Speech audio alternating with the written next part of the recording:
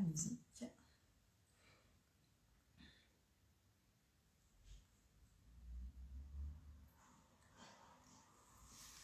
Coucou!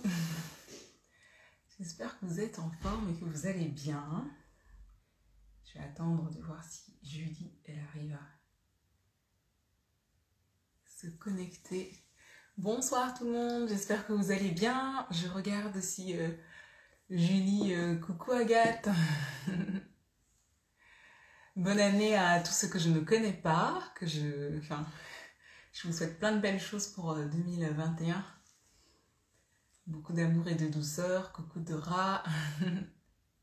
Hello Sandrine, oui, bonne année à tout le monde, plein de belles choses, beaucoup d'amour et je vous envoie beaucoup d'amour. J'attends de voir si Julie arrive à se connecter parce que c'était la première fois pour elle que elle se mettait sur Instagram, donc je vais voir si je peux aller la chercher.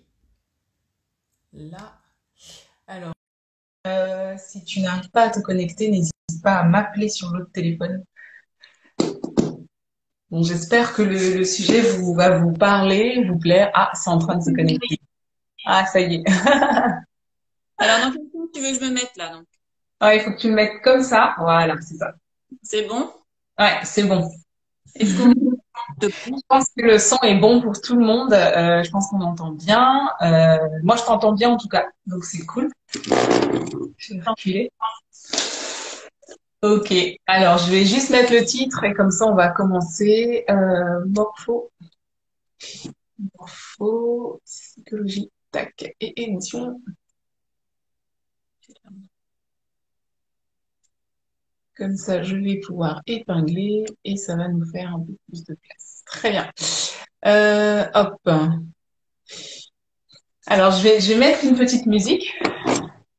J'espère que tu la connais. Donc, souvent, je mets un titre, soit une citation, mais là, je me suis dit, je vais mettre une chanson. Donc, je vais te laisser l'écouter. Je ne sais pas si tu la connais. Est-ce que tu entends? pas bien?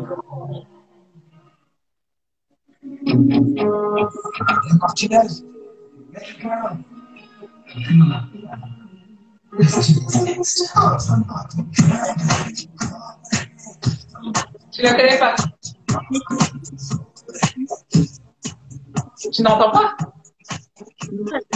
Bien. Ah, zut. Bon, je vais te dire ce que c'était. C'est une chanson de Camaro qui parlait d'une fille. Il y en a qui ont entendu. Vous avez entendu les personnes qui sont là ou pas?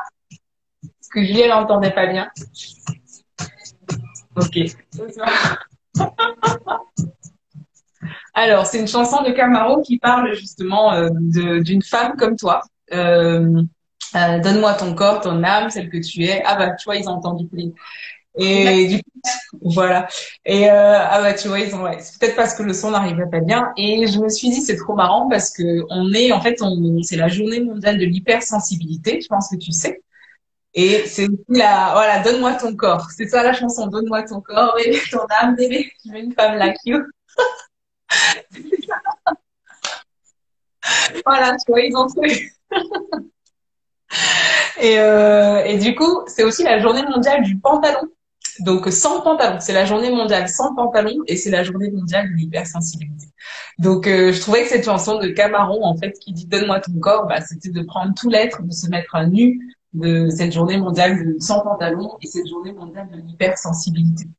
Donc, avant qu'on commence, parce que tu as plein de choses à dire, enfin, on a 1 heure et puis il y aura les questions des personnes. Je vais enlever après les commentaires pour qu'ils puissent poser des questions. C'est quoi pour toi l'hypersensibilité? Alors, je pense que l'hypersensibilité, je décrirais ça comme d'abord une sensation. C'est pas quelque chose qui se réfléchit, c'est quelque chose qu'on éprouve. Et je pense que les hypersensibles, en fait, on pourrait les décrire un petit peu comme des insectes avec des petites antennes un petit peu partout, qui en fait frémissent au moindre coup de vent, au moindre souffle, et qui du coup perçoivent comme un raz-de-marée quelque chose qui pour d'autres est un simple, je ne sais pas, déplacement d'eau dans un verre d'eau, quoi. Ouais. Une espèce de caisse d'amplification de capacité en fait de perception beaucoup plus développée que chez la plupart des gens. Et ça, en morphopsychologie, on le verra en fait. Hein, on a différents indices pour voir si des gens sont hypersensibles. Ah, Qui- ok. D'accord. Ah, donc t'as ça. Je savais pas que t'avais ça dans ta trousse. Ça fait énormément de choses. Tout ce qui va, D'accord. euh, toute la façon d'être au monde, en fait, va pouvoir se retrouver sur la façon dont on est au monde, dont on est incarné. C'est cette correspondance qui est assez fascinante. Ah, génial. Trop bien. Je vais te laisser te présenter. Pour ceux qui nous rejoignent, enfin, elle a plein de casquettes à ça, plein de cordes à son arc, je sais pas comment dire. Et puis ceux qui ne me connaissent pas, n'hésitez pas à aller regarder sur le feed pour voir un petit peu ce que je fais parce que je fais plein de choses. Je ne me présente plus trop. Donc, je vais te laisser te présenter et surtout nous faire un peu le pont parce que je trouve que ce que tu as en tant que thérapeute, c'est que tu as fait le pont de ton ancienne vie. Tu as pris ton ancienne vie, tu l'as mixé avec ce que tu es en train de faire aujourd'hui. Et je trouve ça passionnant parce que il y a cette notion de philosophie de santé qui est souvent un peu perdue quand on se retrouve pas bien avec ses émotions, qu'on ne sait pas quoi en faire et on va aller chercher de la spiritualité à droite et à gauche. Et on a beaucoup souvent oublié qu'on avait des pères, des mères de la philosophie occidentale qui étaient assez forts et puissants pour nous emmener à trouver notre philosophie de bien-être, en fait. Donc, je te laisse te présenter et comme ça, on va pouvoir continuer avec les petites questions. Je vais juste enlever les commentaires, je les remets après. Comme ça, vous allez pouvoir voir tout le Je visage. me rends compte que je suis un peu dans le noir, mais bon, c'est pas grave. Ouais. En fait, donc moi, c'est vrai que j'ai un parcours un peu particulier, puisque en fait, j'ai une formation de philosophe au départ. Hein. J'ai fait des études de philosophie, j'ai un bac plus 5. Je suis allée dans cette direction-là parce que ça me passionnait. C'est-à-dire que la motivation première, ça a vraiment été une découverte en terminale qui m'a fait tomber littéralement amoureuse de cette discipline. Et c'est pour ça que j'ai choisi ça. C'est vraiment un choix de cœur. C'est pas un choix rationnel de se dire, ah, je vais faire ça dans ma vie. C'était vraiment, c'est ce que j'ai envie de découvrir, c'est ce que j'ai envie d'apprendre. Et ce qui est assez étonnant, c'est que finalement, tous les choix que j'ai faits en termes de recherche en philo, donc j'ai fait un mémoire en maîtrise et un mémoire de ce qu'on appelait à ce moment-là un DEA. Mon mémoire en maîtrise, c'était sur la question de la liberté. Et mon mémoire de DEA, c'était la question de l'écoute et de l'auditeur en musique. Et je trouve ça très rigolo parce que c'est des thématiques que j'ai encore aujourd'hui en tête. Et quand j'ai découvert la naturopathie, en fait, je me suis dit, mais c'est fou parce qu'en fait, je reste dans le même champ.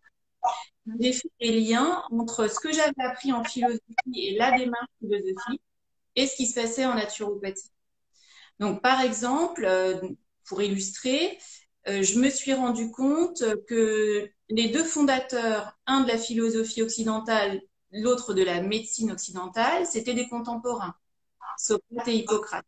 En fait, on pouvait presque voir un dialogue et une coopération entre les deux, puisque les deux considèrent que on est tous des êtres vivants, qu'on est vitalistes, hein, c'est-à-dire qu'il y a une énergie vitale qui se diffuse partout dans l'univers. On participe de ce monde-là et on doit être en accord avec différents niveaux de notre existence. Donc, on ne peut pas séparer les émotions, le physique et le citoyen, par exemple.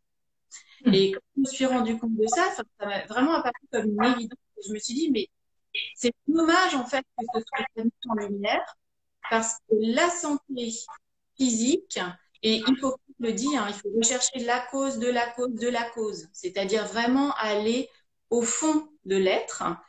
Et ben, on a besoin à un moment donné de la philosophie. Et aujourd'hui, quand on fait des études de naturo, il n'y a à aucun moment une présentation de cet aspect-là. Et de comment on fait pour aller chercher à l'égalité du côté des valeurs et comprendre ce qu'il y a en nous qui nous anime et qui, en fait, vraiment est notre moteur en termes, voilà, d'idéologie, d'envie et de ce qui nous est fondamental. Et donc là, la morphopsychologie arrive. Donc là, tu vas nous présenter aussi ce que c'est. On va voir justement comment ça peut interagir pour la femme enceinte, pour la personne qui est malade. C'est ça que je trouve qui est assez intéressant. On va essayer un petit peu d'aller décortiquer comme ça Et puis on parlera aussi parce que je t'ai eu en consultation de comment est-ce que ça s'est déroulé. Enfin, je sais qu'il y a des personnes qui m'ont dit elle est où, elle consulte où. Donc pour vraiment montrer comment moi je travaille aussi beaucoup avec les profils émotionnels et comment est-ce qu'on a justement réussi toutes les deux à, enfin, à comprendre quelque chose d'assez fort à la fois dans mon profil et par rapport à ce qu'on fait toutes les deux. Donc on va juste nous dire c'est quoi la morphopsychologie, comment ça s'imbrique dans ta pratique et comment ça te nourrit. Oui, alors ce que j'ai trouvé en fait, c'est pareil. La morphopsychologie, ça s'est imposé comme une évidence. C'est-à-dire qu'en fait, quand on a eu les premiers cours que j'ai eus, c'est dans le cadre de ma formation, je me suis rendu compte que c'était la prise en compte de l'individualisation maximum. C'est-à-dire on est dans de la dentelle, on n'est pas dans du prêt-à-porter, on est dans du sur-mesure. Et si on a un bon praticien en face de soi, on a un sur-mesure de luxe. C'est-à-dire qu'en fait, on est dans la haute couture, quoi. C'est la personne, si on sait la recevoir, si on sait la lire. Et on peut la lire parce qu'en fait, sa manière de se présenter nous dit qui elle est. Donc, il suffit d'écouter, en fait, et de voir. À ce moment-là, on peut répondre réellement à ses attentes et l'accompagner dans ses souffrances. Parce qu'on va comprendre la dynamique qui va créer la souffrance et l'aider à démonter le mécanisme pour qu'on puisse le dépasser, le sublimer. Ok. Et donc la morphopsychologie, ça se définit, c'est quoi exactement? C'est comme science, si on devait. Tu as tout à fait raison d'employer le mot science, hein. C'est une science parce qu'en fait, il est basé sur une loi de la nature que tout le monde peut observer. La loi de la dilatation et la loi de la rétraction. Donc la dilatation, pour prendre une image simple, bah, c'est facile, hein, c'est le ventre de la maman qui s'arrondit. Or, elle prend de la place parce que la vie s'épanouit. On se dilate. Et la rétraction, eh ben, c'est le phénomène inverse, c'est que quand le milieu extérieur est défavorable, eh ben, instinctivement, la vie se protège et elle va rassembler son énergie en elle pour se préserver. Et la rétraction, on peut l'observer, par exemple, dans toutes les formes de vie qui sont petites, fines, concentrées. Donc, on peut concentrer le baobab de dilatation, le rosier dans la rétraction. D'accord. Donc voilà. Donc du coup là, c'est Docteur Corman qui a mis ça en avant. C'est vraiment cette idée de dire que tout ce qu'on va vivre, on va pouvoir être dans cet état de dilatation ou d'expansion ou de rétractation. Et donc là, il va ensuite aller les détailler par rapport au visage des personnes, à la morphologie. C'est bien ça, hein? C'est ça. En fait, à partir de là, tout ce qu'il a fait, c'est répertorier exactement sur le corps humain tout entier et en particulier le visage, tous les éléments qui vont relever de la dilatation ou de la rétraction. Et grâce à ça, on est tous des alliages, c'est-à-dire des mélanges de l'ensemble de ces deux caractéristiques. Et c'est les combinaisons particulières qui vont créer notre manière individuelle. D'accord. Donc, voilà. Donc, par exemple, si quelqu'un a un grand visage, un visage assez large, il va être dans une force de vie au départ, d'expansion. Donc, pour lui, les choses sont faciles, agréables. Il va avoir tendance à toujours aller vers l'extérieur et à être facile d'accès. Par contre, quelqu'un qui est né dans un environnement pour des raisons diverses difficiles et qui sera né rétracté avec un plus petit visage, lui, il aura besoin de se sentir en sécurité avant tout. Donc, on pourra mais introverti, en vrai sens du terme. C'est-à-dire qu'effectivement, sa première. Ah mince. Attends, on me dit ton son coupe. Attends, je vais juste te lire. Le son n'est pas bon du côté de l'intervenante. Alors, est-ce que tu es en connexion Wi-Fi? Il y a un écho. Vérifie. Alors, Je préfère que je me mette hors Wi-Fi. non, non, si c'est attends, il y a un écho. Ah, je sais pas pourquoi. Il y a un gros écho. Ah, effectivement. Après, je ne sais pas. Tu as les écouteurs. Des fois, ça atténue avec les écouteurs. Si tu as des écouteurs, ouais, il y a des échos, elles disent les filles. Ah, j'ai pas d'écouteur. Est-ce que tu veux que j'essaie d'enlever le Wi-Fi peut-être? Ouais, essaye. Après, ça doit être l'écho de la pièce. Souvent, ça fait ça. Des fois, d'ouvrir une porte, ça fait sortir, en fait, le son. Il faudrait, ouais, c'est ça, c'est des écouteurs. Je disais, mais je pense que tu en as pas. T'as pas d'écouteurs. Ouais, je vais voir ce qu'elle est en train d'essayer de faire. Merci d'avoir prévenu. C'est vrai que souvent nous on entend, on s'entend, mais si ça résonne, c'est pas agréable. Je vais voir ce qu'elle peut faire, Julie.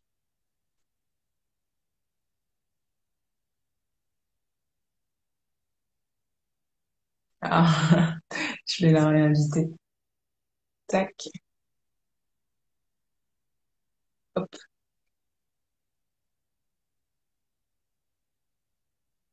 Je vais essayer d'ouvrir une. Oui, essaye, ouais.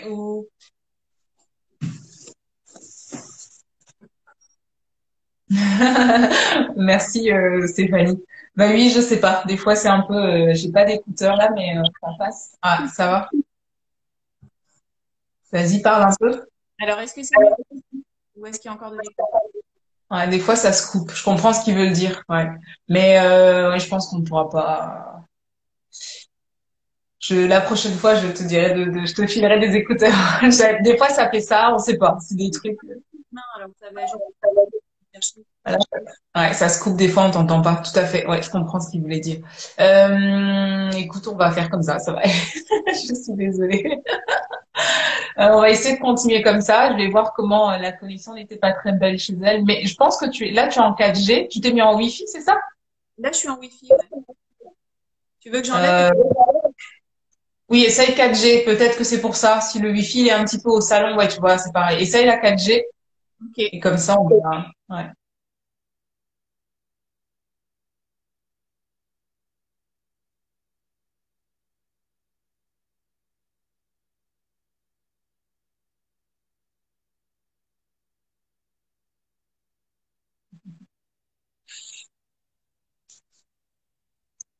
Trouvé.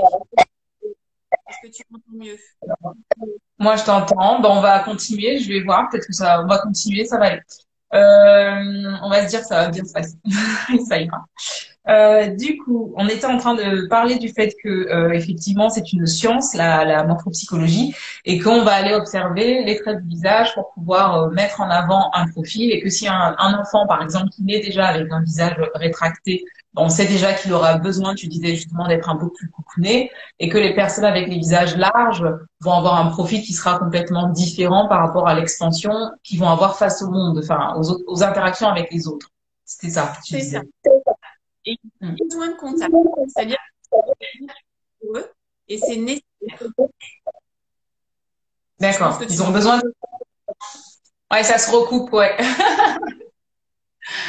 Moi, je dirais peut-être que tu peux monter... Enfin, tu vois, ah ouais, je sais pas. Ou dans une autre pièce, peut-être, je sais pas. Là, je sais que c'est ton cabinet. Et des fois, quand on est dans son cabinet, si on a bien protégé les énergies, eh ben, ça fait ça. Je vais laisser,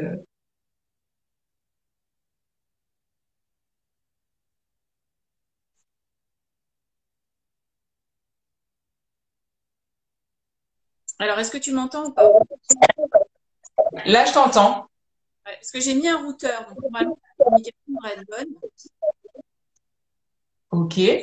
C'est parce qu'en fait, je pense que tu entends des fois, tu sais, ça se coupe. Tu parles et en fait, à un moment, c'est ça qui se passe, ça se coupe en fait. Donc, je ne sais pas si c'est le réseau des fois qui peut couper. Et je sais que ton cabinet, comme il est bien coucouné, des fois, ça fait ça quand on est dans une zone qui coupe les énergies. Ouais, donc la question est sur les enfants, on peut voir tout, en fait, mais tout petit, tendance. Et en fait, ça va s'affiner. Et Corman, en fait, que la Et ça rétraction, se... on est super mal. Tu veux que j'essaye d'aller ailleurs? Ouais, change enfin, si tu arrives à la pièce, parce que ça se coupe beaucoup là. Ouais. Je comprends, du coup, c'est, Je me déplace. ouais, cool. C'est itinérant aujourd'hui. Ah, je suis dans le noir, mais ça va pas durer. Hop. Est-ce que vous m'entendez mieux quand je suis ici? Bah, écoute, oui, on dirait là, tu vois. Ça, moi, Bon, ouais, c'était pire sans là, elle est en train de bouger. Du coup, voilà. Je mets de la c'est les lumière. pièces, ouais, elle était dans son cabinet. Ouais. Voilà. Bon, bah, comme quoi le cabinet est bien isolé, hein, finalement. C'est ce que je te dis. Eh ben, tu vois, là, on t'entend mieux. Bah, c'est comme Bon, ça. C'est les zones énergétiques, hein. ça marche. Donc en fait, ce qui est intéressant, c'est que Cormon voit ça aussi comme une évolution. Comme pour les tempéraments hippocratiques, il y a l'étage de la petite enfance, le bébé, qui est dans la dilatation. Le bébé, quand on le voit, il est entièrement dépendant, donc il ne peut pas avoir de système de défense. Il a besoin d'apprendre par imprégnation. C'est pour ça qu'il se dilate. Et quand en fait, il va être confronté à des choses difficiles, c'est là que la rétraction va apparaître et que son corps et son visage vont s'affiner. D'abord, la première rétraction, ça va être le mouvement. C'est la mise en dynamique. Il est plus passif, il devient actif. Et ça, c'est ce qu'on appelle la rétraction latérale. Et la deuxième rétraction vient plus tard. Et c'est en général ce qu'on appelle de la rétraction de fond, c'est-à-dire la capacité à se percevoir comme un sujet et à intérioriser avant d'agir. Vraiment l'émergence de la vraie réflexion, la conscience de soi. Donc ça arrive à quelle période à peu près dans l'enfance? Parce que tu disais, on voit le bébé, on voit nos photos quand on est tous un petit peu en dilatation, mais on a déjà nos traits de visage. Donc on va déjà avoir un visage fermé ou large. Et donc là, tu disais que le bébé, donc nous, puisqu'on grandit, c'est ça qui est aussi intéressant dans la morphopsychologie, c'est qu'on peut travailler en transgénérationnel avec, c'est que nous, on va grandir et en fait, avec les soucis qu'on va avoir, enfin les soucis, ce qu'on va rencontrer comme mouvement de vie, on va se rétracter, donc s'affiner et puis on va développer, tu parlais des étapes et en fait, on peut, la première étape, c'était quoi? Je me rappelle plus bien du mot, tu Alors, as dit. quand on est dans la dilatation. Et Okay. ensuite, on va être confronté à des obstacles. Alors, d'abord, un truc tout bête. On va vouloir se déplacer pour attraper quelque chose. Oui. Le bébé, sa première stimulation, c'est que je veux aller attraper l'objet qui brille à côté de moi. Pour ça, il ne peut plus être passif. Donc, il va devoir se rétracter pour donner du dynamisme. C'est un peu comme un escargot, en fait. Hein. L'escargot, quand il est relax, il est tout pâteau, tout gras.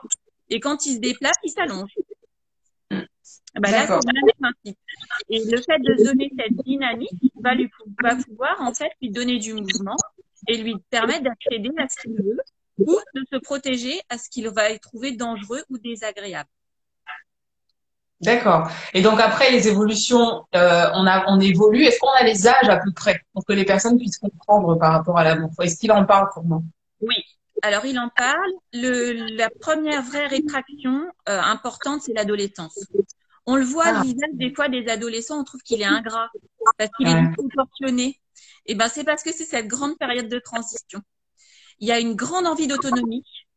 Donc, il va s'exprimer en fait par l'aplatissement des joues, comme s'il prenait deux claques. Hein. C'est un peu ce qui se passe à l'adolescence. Hein. On se prend une paire de claques. Et ben, c'est ce qui se passe. Ça affine le visage. Ça commence par l'aplat des joues, l'aplat des tempes. Et comme une boule qu'on écrase, et ben, le profil, ça va allonger le nez, incliner le front et éventuellement avancer aussi le bas de la mâchoire. Donc, si on a une personne en consultation qui a une photo de son adolescence et qu'au lieu d'avoir cette rétraction, cette personne, en fait, elle a je prends par exemple des personnes qui ont des troubles de comportement alimentaire, tu vois, enfin des ados qui du coup s'installent dans quelque chose où on se remplit, parce que tu dis vraiment on s'aplatit, mais ils se remplissent. Est-ce que ça, du coup, on peut justement se dire qu'il y a eu un souci émotionnel qui n'a pas été enveloppé à un moment de l'évolution de cette personne? Complètement, puisqu'en fait, quand on reste dans la dilatation, on ne sait pas se protéger. Dans la dilatation, normalement, c'est un comportement adapté à un milieu favorable. Si le milieu est plus favorable et qu'on n'arrive pas à se protéger, c'est qu'il a manqué quelque chose. Donc, en général, il y a une blessure. Et là, on peut aller chercher la blessure. Quand on est encore beaucoup dans la rondeur, c'est que la blessure est arrivée très, très tôt, dans la toute petite enfance. Ah, génial. Moi, Donc, on peut déjà voir un peu ce qui est manqué dans le profil. Et tu disais que le docteur Cormon était précurseur de tout ce qui va vraiment être en lien avec Carl Rogers qui parle justement, lui, de la communication non violente. Et donc, on peut déjà voir que dans les étapes de vie, on a ces rétractations de dilatation. Moi, j'aime beaucoup parler justement de zone de transition émotionnelle qui peut être douloureuse. Et on voit bien dans cette zone de transition qu'en fait, on peut plus, soit on est couché, on pèse 2 tonnes, on est malade, on fait un burn, on n'est pas bien, et on est dans cette zone comme ça où finalement le corps effectivement se dilate, on se sent moche, un peu épais. Et je trouve que c'est des zones où on peut aller, quand tu m'avais dit les précurseurs de la communication non violente, je trouve que ça devient encore très intéressant de se dire, mais est-ce que dans ces moments de dilatation et tractation, on a vraiment cette notion qui émerge aussi de dire, bon, on va mettre un petit peu de non-violence derrière tout ça. Et je pense que c'est fondamental parce que finalement, la façon dont on se modèle, c'est la façon dont on vit un événement. C'est purement subjectif. Donc, de le ramener vraiment au sujet et de comprendre que ce qu'on donne à voir, ça relève de ce qu'on est en train de vivre, et ben déjà, on rentre en communication avec l'autre. Puisque le fait, tu vois, si par exemple, tu as des compulsions de manger et que tu prends du poids parce que tu te sens pas bien, et ben tu montres là qu'il y a quelque chose qui n'arrive pas à être assimilé et que la protection, en fait, au lieu de te renforcer, te fragilise. Quand tu es dans la dilatation et que tu rajoutes de la dilatation, en fait, tu rajoutes de la perméabilité à l'environnement. Donc, au lieu de te protéger, tu es encore plus sensible à ce qui se passe à l'extérieur. Donc, finalement, c'est pire. Donc, quand tu es thérapeute et que tu vois quelqu'un qui est dans ces cercles-là, lui dire, mais si vous vous rendez compte que vous donnez encore plus de surface et que vous vous exposez encore plus, eh ben, ça peut permettre de déclencher et de dire, mais finalement, je me fais du mal alors que je crois me faire du bien.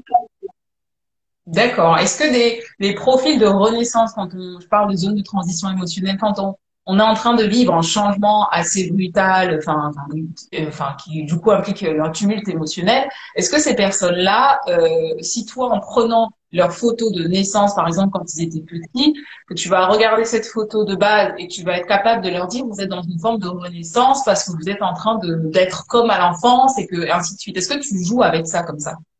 On peut, et c'est intéressant, surtout quand on a beaucoup de photos, parce qu'en fait, tu vois, d'abord, tu peux dater les traumatismes. Parce qu'en fait, notre corps montre notre évolution.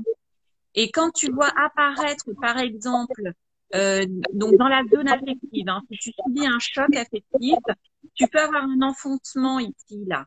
Hein, les gens qui sont très marqués, ce qui est mon cas, hein, moi on le voit ici, je suis plate. Voilà, ça c'est vraiment le signe qu'il y a quelque chose qui a été vécu et qui a été mal vécu et qui était difficile. D'accord, sur le visage. Tout à fait, le modeler, en fait, peut montrer des traumatismes pour la personne, évidemment, puisqu'il ne s'agit pas de données objectives. On est bien d'accord que tout ça, c'est des ressentis. Et tu as des gens aussi, ça c'est impressionnant. Donc carrément, l'affectivité, donc qui est cette zone entre la moitié de l'œil et juste ici, d'accord, toute cette zone ici, là. Là, voilà, alors juste à la moitié de l'œil, hein, comme ça. Voilà. Cette zone-là, elle est toute petite par rapport à cette zone-là et cette zone-là. Mais toute petite, écrasée. Et ben, c'est des gens qui n'ont pas pu laisser se développer leur affectivité.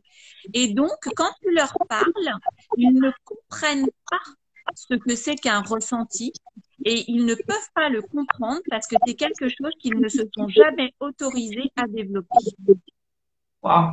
D'accord. Donc là, si tu prends le visage de quelqu'un, là, si tu devais m'analyser, tu prends notre visage en morphopsychologie, tu le divises, c'est ça par étage, le haut, le milieu, tout ça, c'est ce que tu viens de faire à peu près là. Et donc, tu vas regarder quoi, le front, qu'est-ce qui se passe? C'est ça. Alors, il y a 3 zones de compréhension qui sont assez, qu'on comprend de manière assez instinctive. Hein. Il y a la zone cérébrale qui représente la forme de pensée. Comment je pense? Est-ce que c'est mon point fort ou pas? Et quel est le type de pensée que je vais pouvoir développer? L'œil, c'est le récepteur de la pensée, d'accord, qui est associé. À l'étage médian, on a donc l'affectif, les pommettes, la largeur. Le nez, c'est le récepteur. Donc, plus il est projeté, plus je vais vers les autres. D'accord? Donc, plus on est pointu, plus on est vers les autres. Ah ouais, c'est très rigolo. Les gens qui vont facilement vers les autres, qui ont cette curiosité de l'autre, en général, ils ont un nez très projeté. Eh ben, moi et mon nez épaté, du coup. Alors, toi, en fait, tu as des grands besoins affectifs. Tes grandes pommettes, larges, elles montrent que tu as besoin de beaucoup de contact et que le contact est facile avec toi. T'es charnu, t'es moelleux, on se touche très bien dessus, hein, ça fait un bon boulot. Hein. Donc ça, c'est ton côté très chaleureux, très convivial, mais tu ne vas pas vers l'autre spontanément. C'est quelque chose qui t'est difficile. Donc, tu trouves d'autres moyens de rentrer en communication. Tu rentreras pas en communication directement par l'affectif. Parce que pour toi, c'est un synonyme de danger. Donc, Ouais. est plutôt cool. Par contre, tu as besoin de tendresse. Et ça, c'est le bout du nez qui nous le montre.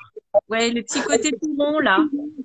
Hein, ça, c'est vraiment le besoin de tendresse, de câlin, de ce côté très doux de la petite enfance. Ouais, Et c'est là, vrai. voilà. Et la partie inférieure, donc la mâchoire, hein, donc on parle de l'os, hein, ici, et qui comprend la bouche et donc juste ici, là, juste au-dessus de l'arc de Cupidon. Cette zone-là, c'est la zone instinctive. Donc, c'est Ah, quand ok. tu remarques, toi, avec les bébés, la première qui se développe et qui devient tonique, la sans faute, effectivement, le bébé, la première chose dont il a besoin, c'est de se nourrir. Donc, un bébé Ah, qui est allaité va énormément travailler, développer sa mâchoire. Et la première chose qui va devenir plus tonique, où on va commencer à voir le dessin de son visage, ça va être le bas de sa mâchoire. d'accord. Qui D'accord. commence à se dessiner. Ah, donc ça, c'est intéressant enfin, pour les mamans. Mais est-ce que la succion avec un biberon, ça peut quand même aussi aider? Mais ou c'est juste ce fait d'être enfin, dans les instincts mammifériens? Alors, ce besoin de succion, aujourd'hui, les bébés avec les biberons le développent autrement. Mais c'est vrai qu'il y a quand même, on le sait, une plus grande tonicité quand il y a la nécessité de développer. Et souvent, je pense qu'on doit pouvoir voir que c'est corrélé avec une volonté de motricité plus importante. Les capacités de réalisation sont visibles dans la mâchoire. Quelqu'un qui a une mâchoire large, bien dessinée, où on voit l'angle maxillaire ici, nettement comme toi, par exemple, hein, qui est très nette, et elle est très tonique, hein, on voit vraiment le dessin et on voit le dessin du muscle. Ça Ouais, c'est vrai. montre que tu as besoin d'être dans la réalisation et que c'est facile pour toi de mettre les choses en œuvre. C'est Ouh là quelque là, chose de naturel. j'ai une Après, analyse. c'est une bonne qualité. Ok, super ça. Donc c'est bien ces trois étages là. Enfin, je trouve ça pas mal. Et donc toi, tu peux aider une personne qui, si tu vois qu'il y a un étage qui est déséquilibré, tu peux du coup de ce fait, bah, après tu as la naturopathie, tu as tous les autres outils, aller aider à rééquilibrer ce qui manque, quoi. Et lui dire, je pense que tu vois déjà quand tu me dis, bah tu es quelqu'un qui a besoin, la fait que tu te protèges de ça, mais tu as besoin de câlin, tout ça par le bout du nez, bah, clairement oui, moi ça me parle, et c'est vrai que je fonctionne comme ça, mais je vais me planquer. C'est trop rigolo parce qu'on m'a demandé d'écrire un article sur ce que je fais aux femmes et je fuis parce que je me dis oh là là je vais pas avec toi pourtant j'en ai enfin, je m'en fiche au fond mais effectivement il y a tout ce côté là je trouve que enfin ça valide très rapidement les traits d'une personne après il faut pousser un peu l'analyse on va pas dire que c'est le seul élément de diagnostic mais et la femme enceinte alors parce que quand elle va être enceinte, elle va se dilater. Tu vas quand même pouvoir toi aller voir ça entre toi une personne. On parlait de la personne malade, mais la femme enceinte du coup, aussi, ça va être c'est pareil. Ça te Alors, ce qui est très intéressant, je pense, pour une femme enceinte, si elle fait un portrait morpho, c'est qu'elle se rend compte de ses vrais besoins. C'est-à-dire qu'une femme qui a un cadre large, elle va avoir besoin, elle va le faire spontanément, hein, d'avoir beaucoup de monde autour d'elle.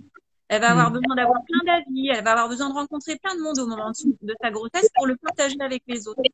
Alors qu'une femme qui a un cadre étroit, elle va dire non, non, mais moi je veux pas, ça me pollue, je m'en sors pas, je comprends rien, je choisis qui je m'entoure et je ne vois pendant cette période-là que les gens avec qui je me sens en sécurité, avec qui je me sens bien. Donc d'accord. voilà. Donc ça, c'est les deux grandes tendances.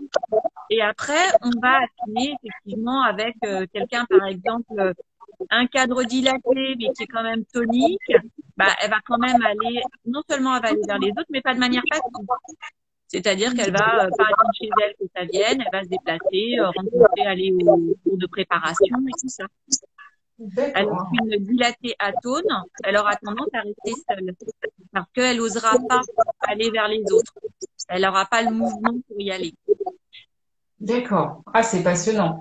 Ah oui. Et donc, je vais voir s'il y a des questions, ne vous, ah, un, deux, trois, s'il y a des questions, ne vous embêtez. Vous pouvez les poser, pardon, sur le petit, il y a le point d'interrogation. Vous mettez vos questions là, comme ça, je proposerai à, à Julie pour qu'elle y réponde. On va prendre l'exemple de Marilyn Monroe. Moi, je trouve ça assez. Enfin, je ne savais pas que Cormon avait justement décrit en morphopsychologie cette femme, parce qu'elle a de l'endométriose. Effectivement, ça a été beaucoup caché. On l'a diagnostiqué super tard. Elle a été opérée plus de 7 fois, des transfusions, c'était hyper compliqué. Et je vais juste lire un peu ce que tu avais écrit dans une petite partie du début. Tu dis. Alors, il se trouve que Dr Corman a fait d'elle un très joli portrait, son objectif étant de comprendre aussi ce qui l'avait rendue fragile au point de ne plus supporter la douleur.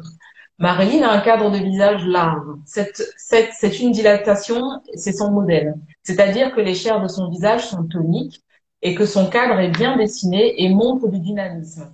Alors que ses récepteurs, ses yeux, son nez, sa bouche sont atones.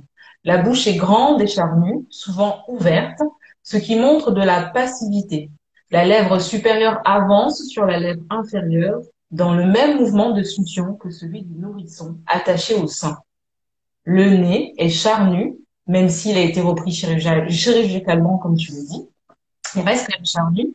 Les narines sont ouvertes, immobiles. Elles sont aussi passives et en attente. Les yeux sont grands et atones, comme perdus dans des rêveries intimes. L'étage cérébral de Marilyn Monroe montre une intelligence rapide, vive, intuitive, mais sans capacité d'approfondissement, de réflexion et d'imagination.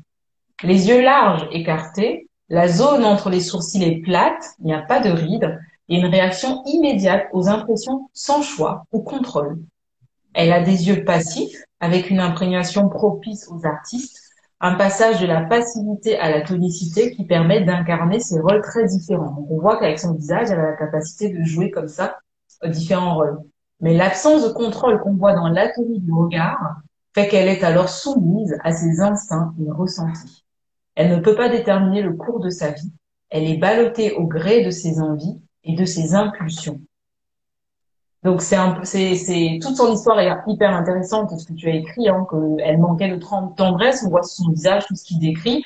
Elle avait, je trouvais ça aussi touchant, elle avait un pouvoir de séduction pour sortir de sa condition précaire, parce qu'elle n'a pas grandi avec un amour parental.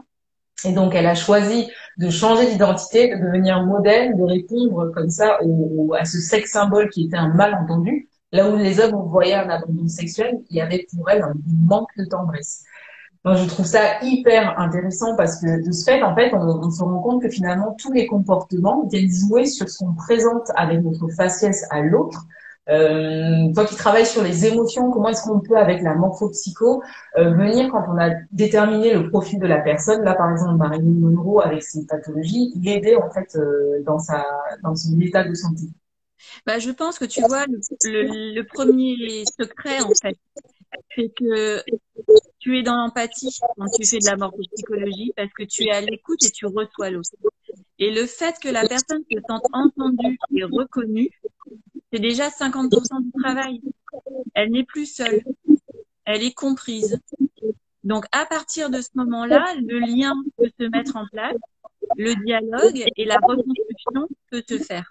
Parce que la personne n'est plus seule face à sa souffrance.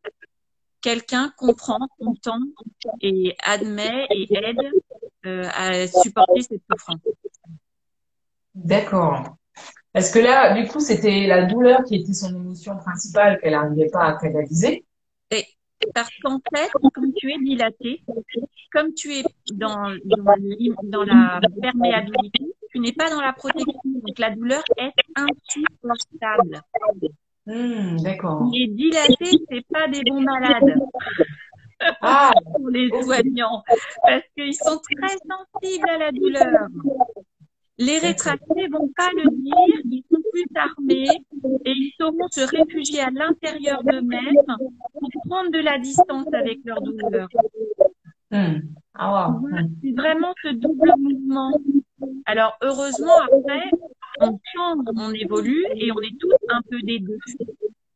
Mais pour Marilyn, qui n'a pas du tout d'intériorité, qui n'a pas de création du sujet, en fait, C'est pour ça qu'elle plaît, parce qu'en fait, elle n'a pas su créer son identité. Et elle est multiforme, elle est protéiforme, en fait. Elle s'adapte aux gens qui la regardent. Mais Ouais. du coup, elle n'a pas de centre. Et son grand malheur, il est là, c'est que du coup, son centre, c'est sa douleur. Et elle s'identifie à sa douleur. Et je pense que le seul moyen pour elle de se guérir, ça aurait été justement que quelqu'un lui dise qu'elle n'est pas cette douleur et qu'elle peut construire et trouver qui elle est à travers autre chose que le regard des autres. Oui, parce que finalement tout ce que tu décris dans son regard, dans sa bouche, enfin c'est quand même assez fort de pouvoir voir que dans sa bouche, on sait que la succion c'est quelque chose qui va beaucoup calmer le cerveau, les douleurs. On sait quand un enfant nouveau-né on le perd, on va aller chercher à lui donner quelque chose à sucer. Et quand tu décris vraiment sa bouche, effectivement, il y a plein de femmes qui ont des bouches. C'était rigolo quand je disais ça avec les bouches un petit peu ouvertes comme ça. On sait pas trop ce qu'elles veulent manger. On a l'impression qu'elles vont enfin qu'elles attendent un truc à mettre à la bouche et c'est fou parce que ça enfin comment ce qu'on est, le regard qu'on donne à l'autre par rapport à des indices qu'on ne voit plus puisqu'ils sont quotidiens peut venir modéliser notre comportement intérieur en fait. Alors, c'est en fait, ce qu'il faut comprendre, moi, ce que j'aime bien dire, c'est que la vie psychique et la physiologie, en fait, c'est les deux expressions d'une vitalité. C'est comme deux facettes. Donc, des fois, quand on n'arrive pas à comprendre directement la physiologie ou la psychologie, on peut s'aider l'un de l'autre et les mettre en regard. Et c'est de les mettre en regard qui nous donne des clés supplémentaires pour comprendre l'individu. D'accord. Il y a une personne qui te demande, c'est Frédéric qui dit, on dit souvent que l'on n'est pas responsable de la tête qu'on a, mais de la tête qu'on fait. C'est donc faux. Elle te pose une question. Est-ce qu'on est responsable de ce qu'on est? Quand on est adulte, là on est dans un sujet philosophique pour le coup. Quand on est adulte, certainement.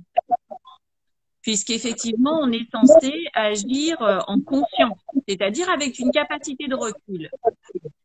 Cormand dirait certainement que pour quelqu'un comme Marilyn, qui n'a pas de rétraction de fond, parce que la vie ne lui a pas permis de construire son identité, on ne peut pas la blâmer de ne pas être capable de juguler et de gérer ses pulsions.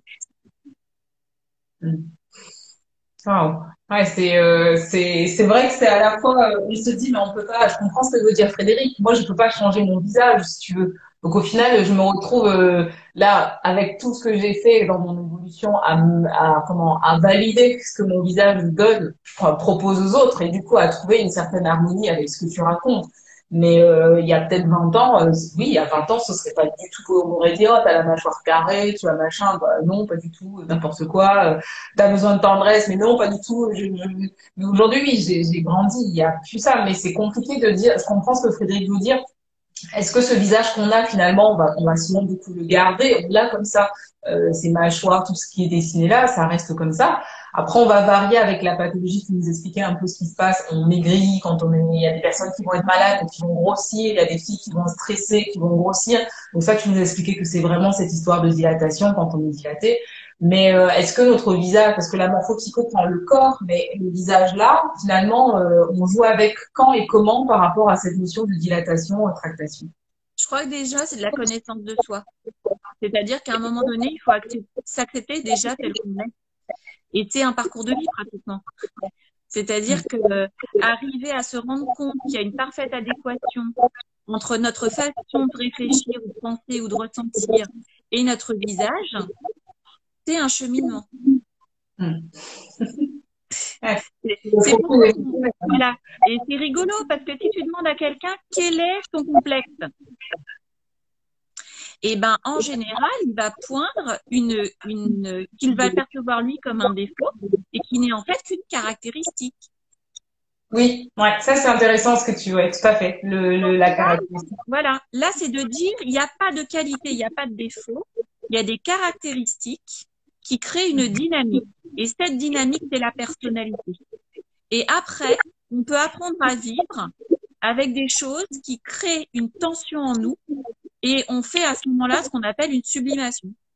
C'est-à-dire, et c'est ce qu'on va, voilà, et c'est ce qui est absolument merveilleux quand tu regardes quelqu'un de très âgé.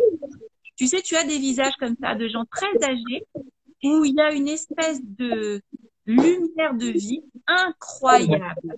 Et Ouais. pourtant, ils paraissent tout fragiles, mais il y a une intensité dans le regard qui est complètement folle. Et C'est ben, vrai. c'est ça. Ils sont réconciliés avec eux-mêmes, ils savent où ils en sont, et ils sont pleinement dans le plaisir d'exister aujourd'hui, maintenant. Mais c'est fou parce que ce que tu racontes aussi, ça me fait penser à, tu vois, moi par exemple, j'ai pas souvent aimé mes jambes. C'était vrai que j'aimais pas mes jambes, je trouvais que c'était trop longue. Là où tout le monde trouvait des pantalons, moi j'en trouvais pas parce que j'étais toute fine et que du coup, bah, je pouvais pas porter, les pantalons étaient trop courts par rapport à ma taille et chaque fois je me disais mais j'en peux plus tout le monde, ah mais t'as de belles jambes, ah non machin, et j'étais en résistance avec eux, tu vois, et même quand on me disait ah là t'as de grands jambes, tu pourrais courir des kilomètres, tu pourrais, et je voulais pas, tu sais, je me mettais vraiment en rétractation, enfin, je trouve ça, j'étais en résistance. Et je trouve que dans la zone de transition, quand on a trouvé son profil émotionnel, mais en fait, on peut vite comprendre que là, on est en train de développer de la résistance. Effectivement, on se rétracte. Maintenant, c'est facile pour moi. Je vais perdre 1 kilo rapidement. Je vais me rendre compte que je suis en train de serrer, de fermer.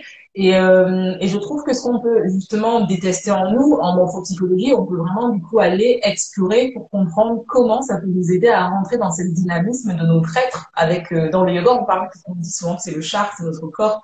Et je trouve que c'est assez intéressant de dire mais quel atout mon corps m'a donné pour pouvoir l'utiliser correctement. Enfin, quand je t'écoute, je me dis que c'est à ça que ça peut vraiment servir en fait aux personnes qui viennent te voir en complément avec la naturopathie, quoi. Oui, c'est ça, c'est vraiment comprendre la personne de manière holistique, hein. On fait un tout. Donc tout ça, c'est des manifestations de notre être. Ce qu'on est fondamentalement, on le montre en permanence.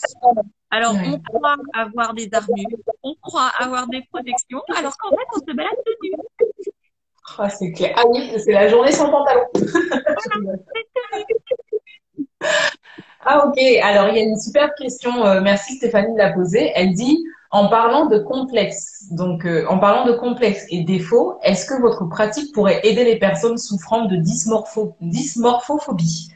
Donc, Alors, la question, en fait, qui est difficile, c'est toujours que la dysmorphophobie n'est pas objective. C'est bien le ressenti de la personne qui fait qu'elle ne se voit pas telle qu'elle est. Donc, ce qui peut être intéressant, c'est de regarder comment elle est réellement, comment elle se manifeste, de comprendre comment est sa dynamique, et ensuite, justement, de lui expliquer ses points forts et ses points faibles, ses caractéristiques, en fait, qui fait qu'elle est telle qu'elle est. Et à partir de là, on peut peut-être comprendre pourquoi il y a un nœud qui s'est créé sur cette question de l'apparence et sur cette vision déformée. Si on est sur de la dysmorphophobie, on est sur le regard, hein, parce que la personne ne se voit pas telle qu'elle est. Donc, il va être intéressant d'aller regarder ce qui se passe. Est-ce qu'il y a une forte asymétrie, par exemple, entre les deux yeux? d'accord. Ça peut donner une indication. Okay. Dès qu'on va avoir des asymétries, en fait, dans le visage, hein, on n'est jamais symétrique. Personne n'est parfaitement symétrique. Quelqu'un qui serait parfaitement symétrique, c'est un problème psychiatrique, hein. C'est qu'il n'y a pas de vie intime. Non, mais il faut le dire, c'est pas normal. C'est pour ça que maintenant, dans les dessins, on fait jamais des dessins symétriques parce que sinon, tout ça froid. C'est bizarre. Et donc, la vie fait que, voilà, on n'est pas symétrique. Et quand la symétrie est trop grande, elle crée des perturbations. Parce qu'on ne peut pas être d'un côté complètement ouvert et d'un côté complètement fermé. Forcément, il y a une contradiction. Donc, c'est ça qu'on vient travailler. Qu'est-ce que dit cette ouverture d'un côté et cette fermeture de l'autre côté? Du visage, ok. Voilà, je pense que ça peut donner une piste par rapport à cette question-là. Qu'est-ce qui fait que la personne se voit différemment? Ok, ça marche. Et du coup, tu vois, il y a les questionnaires qu'on peut justement, les questionnaires, il y a des profils qu'on peut utiliser pour tout ce qui est désordres mentaux. Moi, je l'utilise beaucoup pour travailler sur les profils émotionnels. Et on sait par exemple qu'on va avoir des personnalités qui sont, dopaminergiques, qui sont en manque de dopamine, qui sont par exemple expressifs, assertifs. On va savoir que c'est des personnes qui sont plutôt en lien avec la noradrénaline. Moi, je travaille beaucoup aussi, tu vois, j'utilise beaucoup le DSM-5 et 4 parce que je trouve que quand il parle des troubles de la personnalité, On n'a pas tous des troubles de la personnalité, mais ça permet de voir qu'on a des profils de personnalité. Tu vois, la personnalité maniaque qui va par exemple avoir beaucoup de taquis psyché, beaucoup parler, beaucoup être dans la fabulation de ses actes avec des pics de libido excessives. Je trouvais ça vachement intéressant. Et moi, je m'auto-analysais là par rapport à mon parcours et j'avais trouvé très intéressant ce qu'on avait fait avec la méthode Stien que tu fais, du docteur Stien que tu utilises et qu'on a pu voir en fait que moi, de ce que j'avais trouvé, en fait, ça corroborait avec ça et avec ce que tu avais émis de mon profil morphopsychologique, c'est ça. Alors, c'est vrai que c'est hyper intéressant de partir des analyses biologiques. D'abord parce que c'est une donnée objective. Alors, c'est un instantané. C'est une photo à l'instant T. Donc, c'est en fait intéressant tout ce qui va être des neurotransmetteurs. Par contre, quand on est sur les profils d'hypersensibilité digestive, là, on a vraiment presque un profil, en fait. Et on a un profil qui sera invariant.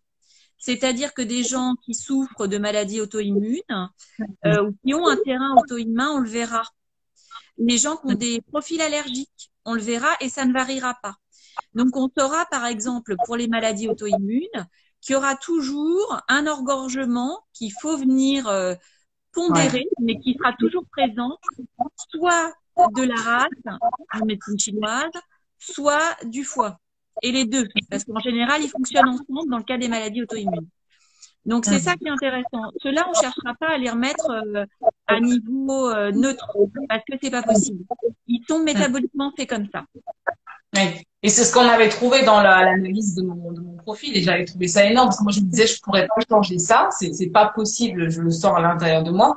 Et quand on avait trouvé les analyses et ce que tu avais trouvé de la morpho par rapport au portrait, parce que tu fais aussi des portraits, je trouve ça, quand tu nous en parleras de philosophe, on avait vraiment trouvé que j'avais ce besoin de dopamine et je me disais mais moi en fait pour aller la chercher j'ai besoin de zapper. Et c'est tombé net et clair dans le truc. Et même quand tu faisais ta morpho, tu me disais oui, mais toi tu es comme ça, tu dois être dans la présence, tu es un être incarné, tu as besoin de l'affect pour te réaliser, de bouger. Et c'était assez impressionnant parce que tu me connaissais pas. Et je trouvais que l'analyse coulait de source. Et en fait, par rapport à ce que je savais de moi, et ce que le bilan sanguin a donné. Et là, j'ai trouvé ça incroyable. Tu vois, enfin. Non, c'est des outils précieux et c'est vrai que le docteur Stien qui a fait ce parallèle entre les protéines du sang et les 5 éléments de la médecine chinoise, en fait, ça nous permet de comprendre la dynamique. C'est ça qui est intéressant. C'est qu'à la fois, on est encore une fois holistique. C'est pas quelque chose de figé, c'est la compréhension de la dynamique de la personne.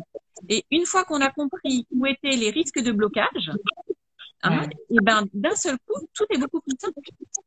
Même pour la personne, parce que finalement, la seule chose qu'on lui dit, c'est mais en fait, vous êtes comme ça. Donc maintenant, il va falloir apprendre à faire avec vous-même. Et ça, c'est assez génial parce que finalement, quand on dit à quelqu'un, mais tu es comme ça et ta biologie me le dit, ben, il n'y a pas de place pour la mauvaise foi. Non, non. Et encore une fois, on est accepté. Vous êtes comme ça, point, c'est descriptif, il n'y a pas de jugement. C'est excellent. S'il y a des questions, n'hésitez pas à les mettre. Je vais regarder. Hop. Et surtout, s'il y a des questions, c'est le moment. Je regarde moi si j'avais une petite question pour toi. Oui, donc la morphopsychologie et donc il y a plein d'indices. Là, on a juste mis des exemples pour vous guider dessus, mais il y en a plein, plein, plein. Tu parlais du coup, tu as lié ça avec la philosophie. On va terminer là.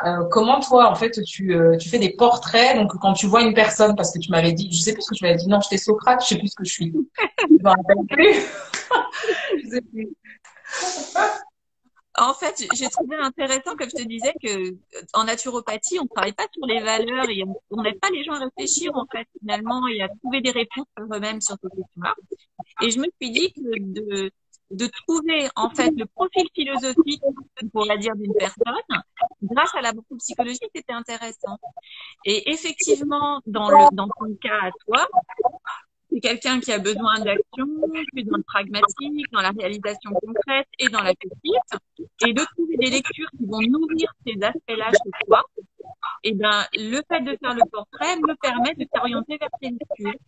Et j'ai fait un peu le raisonnement inverse, et ça m'a amusé et c'est quelque chose que je veux partager parce que c'est riche aussi. c'est de faire le portrait des philosophes. Et évidemment, le premier que j'ai fait, c'est celui de Socrate. Parce que Socrate, il se présentait toujours comme un gnome vilain. Et c'est vrai qu'il n'est pas beau. Mais on comprend pourquoi il n'est pas beau.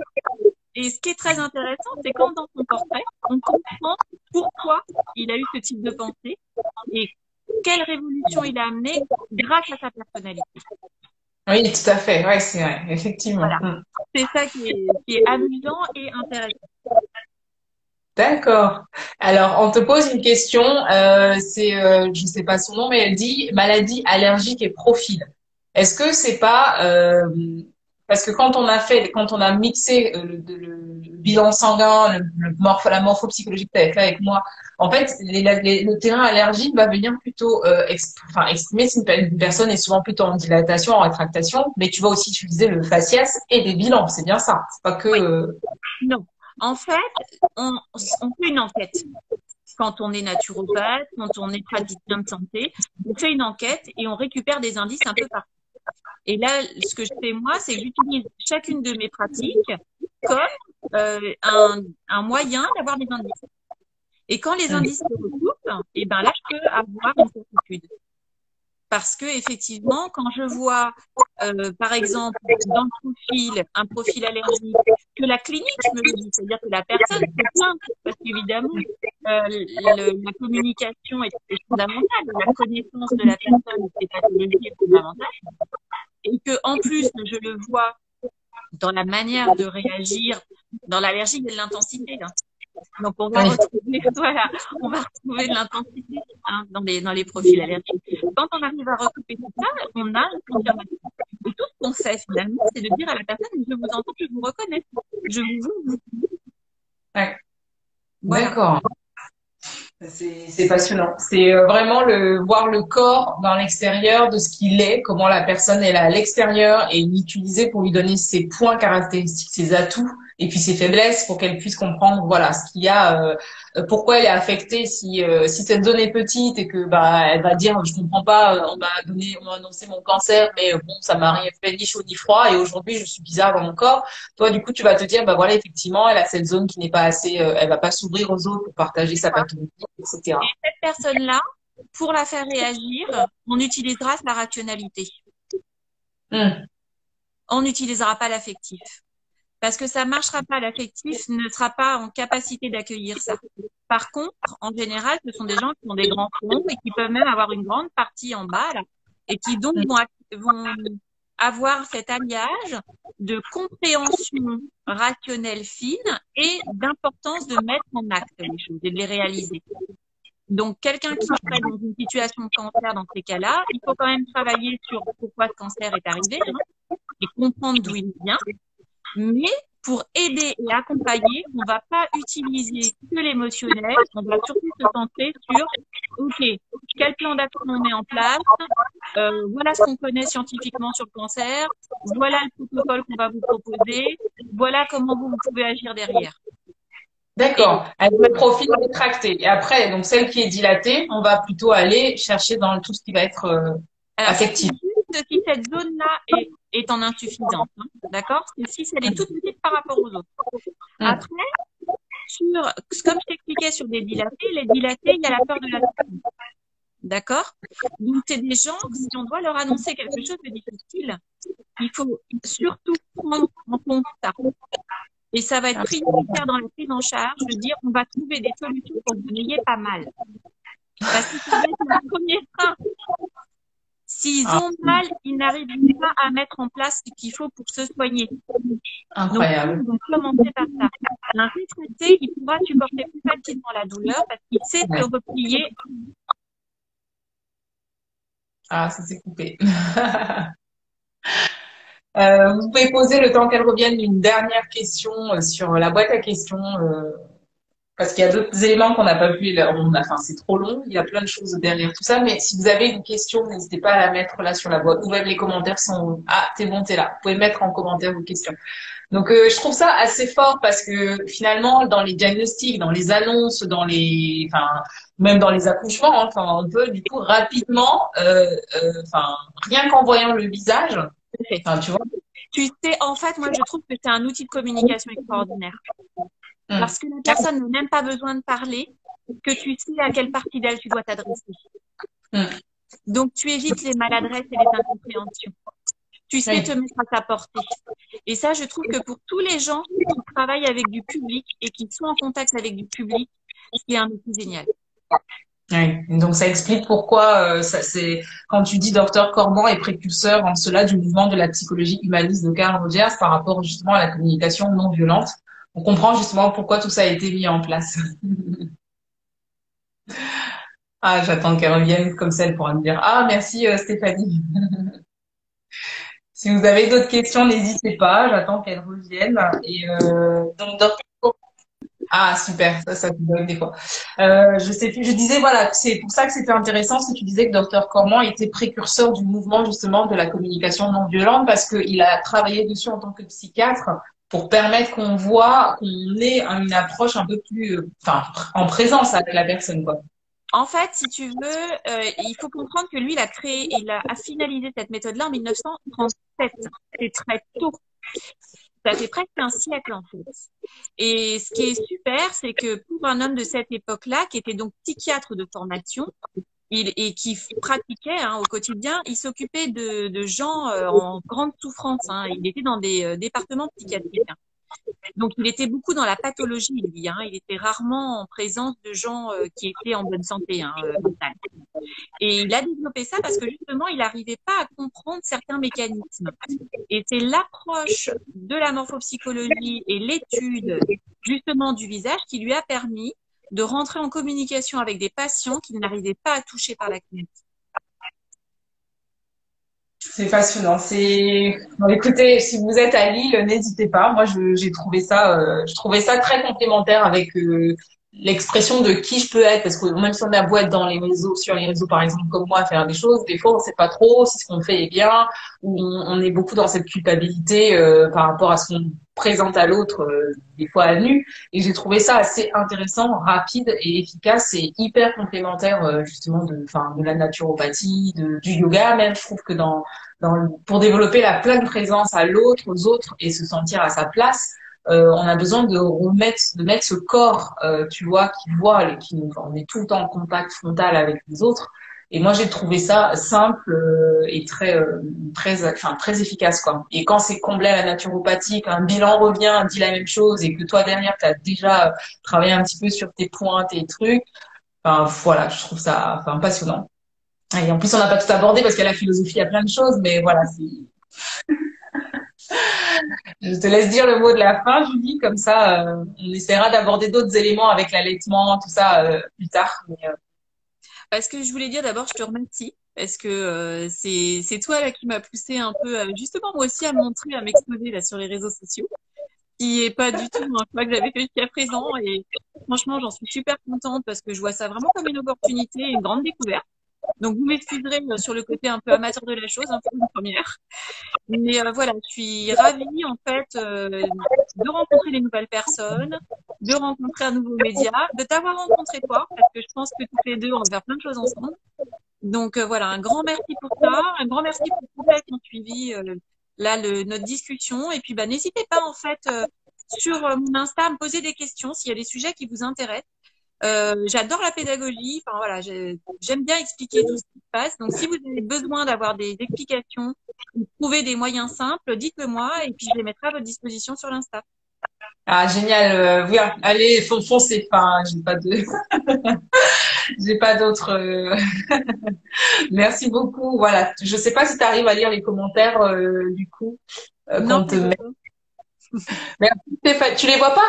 Alors, on te dit, c'est génial, c'est très intéressant. Merci à tous les deux. Merci à tous les deux. Absolument passionnant. Merci. Merci pour cette découverte. C'est très intéressant et ça permet de beaucoup d'avoir plus de bienveillance envers soi-même. Tu les vois, les cœurs quand même que tu as sur le côté. Oui, les cœurs qui se baladent. Mais je te dis, je suis une quiche.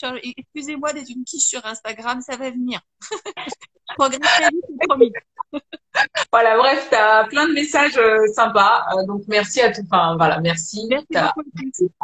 Je te les enverrai, comme ça tu pourras les. Voilà, je vous laisse aller vers elle parce que il y a plein de choses dont on aurait pu parler. On fera un autre live dessus. Très bonne nuit et à très bientôt, Julie, du coup, pour la suite. On trouvera un autre sujet. Et merci à toutes d'avoir été là. Ça reste en replay. N'hésitez pas, si, comme vous étiez là, à mettre des petits commentaires pour que d'autres personnes... Ah, merci Annabella. Mettez des petits commentaires sur le replay pour que d'autres personnes puissent aller voir. Voilà. Gros bisous, Julie. Bisous à tout le monde. Ça